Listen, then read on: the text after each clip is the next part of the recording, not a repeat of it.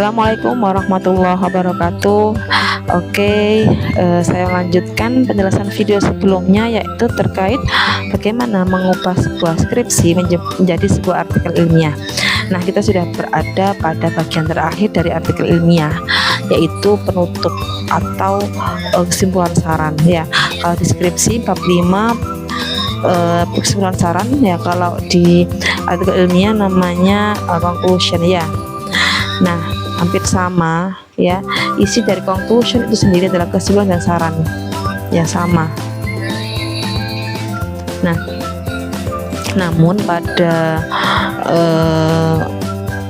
penulisan di conclusion ditulisnya nggak seperti ini, nggak 1, 2, 3, tapi kita nulisnya langsung menjadi satu paragraf, baik kesimpulan maupun saran ya. Jadi tidak banyak paragraf, satu paragraf, namun satu paragraf itu sudah mengandung kesimpulan dan saran ya.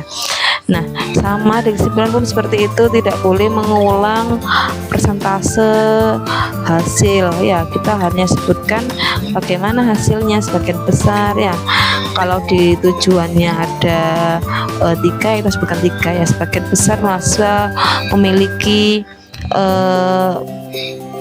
self control seperti apa, akan berhasilnya seperti apa, baru hubungannya seperti apa, signifikan ya atau tidak ya.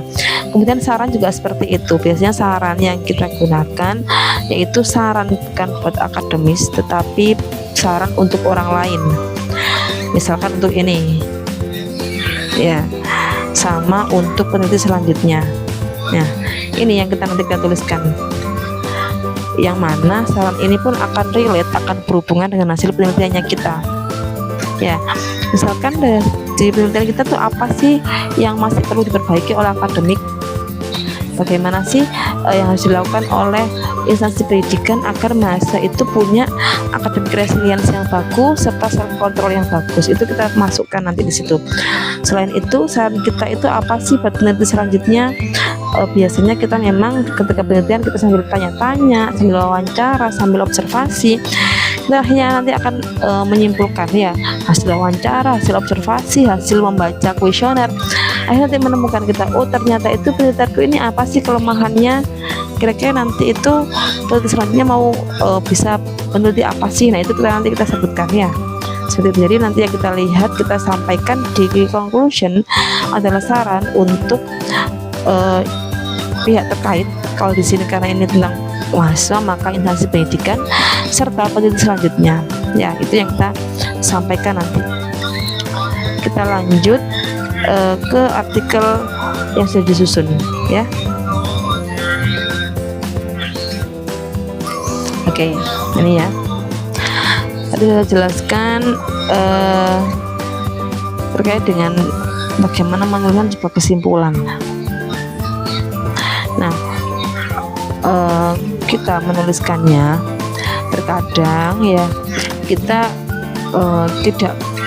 terkadang kita ketika menulis jurnal biasanya itu kita lihat dulu bagaimana sebelumnya, apakah jurnal yang atau artikel yang diterbitkan sebelumnya itu memang dia menjelaskan secara eksplisit, oh sebagian besar adalah self controlnya sedang, sebagian besar resiliensinya sedang, atau dia mengimplisitkan menjadi sebuah paragraf. Intinya apa ya, kita kira-kira apa sih maknanya itu ya.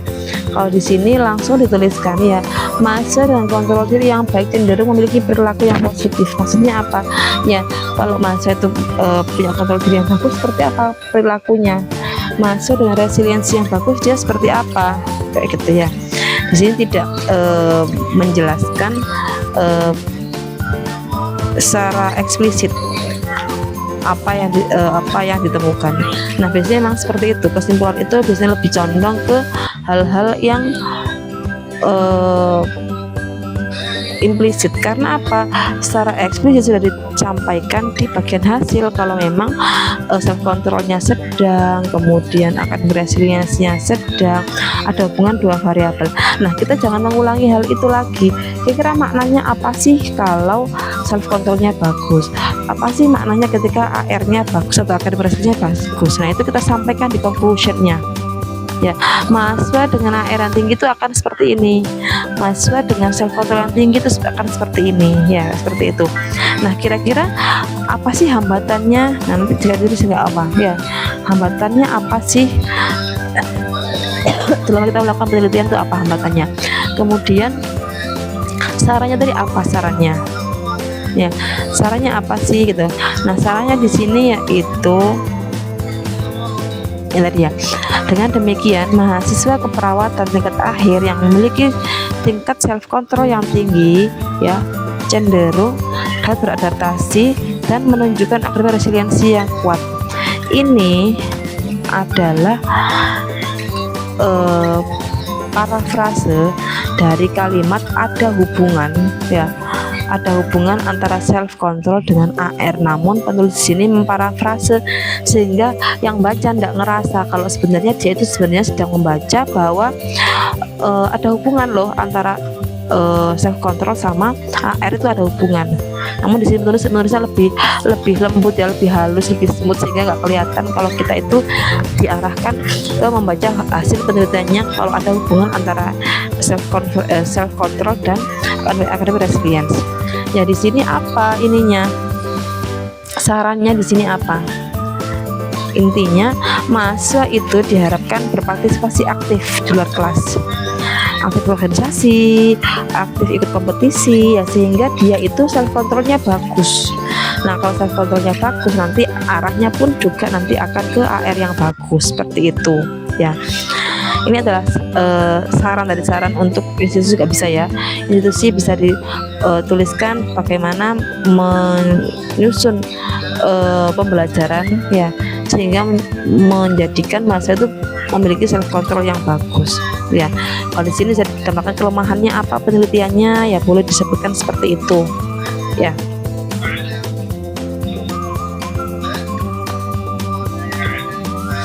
Kemudian bisa disebutkan juga terkait dengan kira-kira variabel apa yang bisa diteliti kembali, boleh ya.